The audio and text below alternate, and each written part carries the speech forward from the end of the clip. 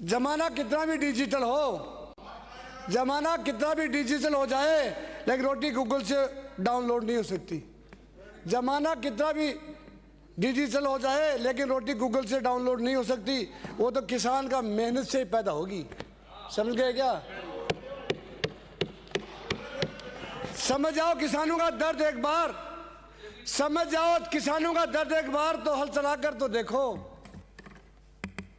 किसी जमीन के टुकड़े के अनाज पैदा करके तो देखो। किसी जून के महीने में धूप में जाकर के फसल को निकाल के देखो।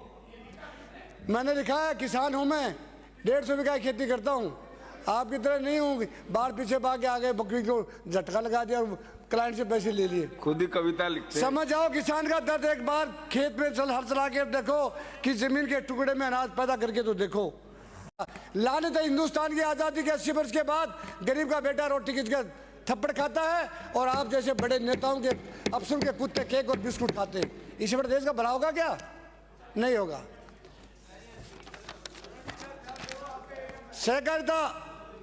सहकारी मंत्री जी सुने, करबा बाद में करे। सहकारिता मंत्री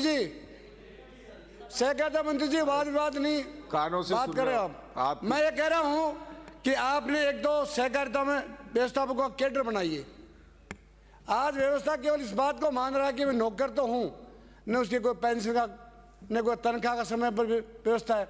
तो कैडर बना के किसानों के बेटे हैं जो सोसाइटी में है, उनका कैडर तो बना के उन्हें पक्का तो करो कम से कम।